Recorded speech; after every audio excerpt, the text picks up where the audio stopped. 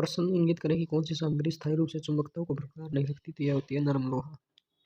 अगला प्रश्न एक सही कथन है कि रोमांचक यानी एक्साइटिंग कॉइल के अंदर चुंबकीय प्रवाह इसकी बाहरी सतह के समान होता है। अगला प्रश्न है आमतौर पर चुंबकीय परिपथों में एक वायु अंतराल डाला जाता है, तो यह जड़ संतृप्ति को रोकने के लिए। अगला प्रश्न है कुंडल वह गुण है जिसके द्वारा एक काउंटर जिसमें ईएमएफ प्रेरित होता है जब कुंडल के माध्यम से धारा में परिवर्तन के रूप में जाना जाता है, तो यह होता है सेल्फ इंडक्शन।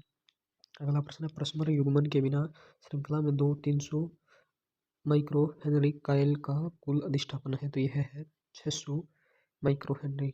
अगला प्रश्न है क्या एक माइक्रो इज इक्वल टू 10-5 गुलाम है, तो यह है उत्तर नहीं। अगला प्रश्न है निश्चित संख्या में घुमावों के साथ एक निश्चित मात्रा में करंट प्रवाहित होता है, यदि किसी लोहे की कोर को कुंडली में पिरोया जाता है और कुंडली में विमीय परिवर्तन नहीं किया जाता है, तो कुंडली के भीतर चुंबकीय प्रेरण भी किस प्रकार का परिवर्तित होगा, तो यह वही रहेगा। प्रश्न कुंडल का स्वप्रेरकत्व जितना अधिक होगा इसके माध्यम से स्थिर धारा स्थापित करने में उतनी ही अधिक देर होगी। अगला प्रश्न लोहे की कोर पर एक कुंडल लिपटी हुई है जो करंट आई को वहन करती है। कुंडल में स्वप्रेरित वोल्टेज किससे प्रभावित नहीं होती, तो यह कुंडल में वोल्टेज में भिन्नता से। अगला प्रश्न स्थायी चुंबक का प्रयोग किसमें नहीं किया जाता, तो ये ट्रांसफर में नहीं किया जाता। अगला प्रश्न चुंबकीय क्षेत्र में चुंबकीय कपास सुई कैसे व्यवहार करती है, तो यह एक ऐसी स्थिति का आश्वासन देता है जो चुंबकीय प्रवाह की एक रेखा को अनुसरण करती है। अगला प्रश्न निर्वात की अपेक्षित पारगम्यता क्या होगी, तो यह होगी 1। अगला प्रश्न है एक लोहे की कोर वाले कुंडल में लोहे की कोर को हटा दिया जाता है ताकि कुंडल का वायु कोई कुंडल बन जाए, तो कुंडल के अधिष्ठापन पर क्या प्रभाव पड़ेगा, तो यह कम होगा।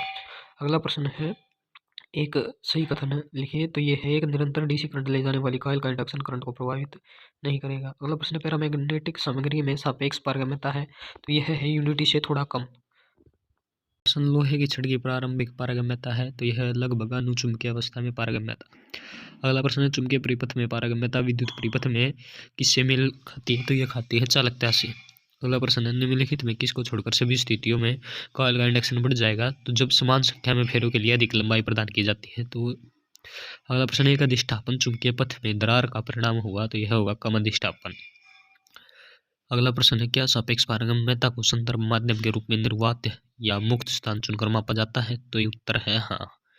अगला प्रश्न चुंबकीय पथ के किस भाग के लिए सबसे अधिक एमएमएफ की आवश्यकता होती है, तो यह होती है एयर गैप को।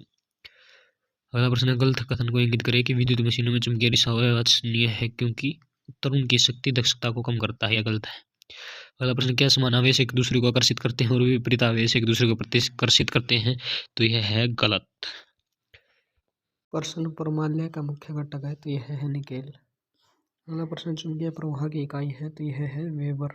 अगला प्रश्न किसी लोह चुंबकीय पदार्थ की अपेक्षित पारगम्यता है, तो यह है 100 से अधिक या 1000। अगला प्रश्न विद्युत चुंबकीय प्रेरण के फैराडे के नियम के अनुसार ईएमएफ किसी चालक में प्रेरित होता है जब चुंबकीय फ्लक्स को काटता है।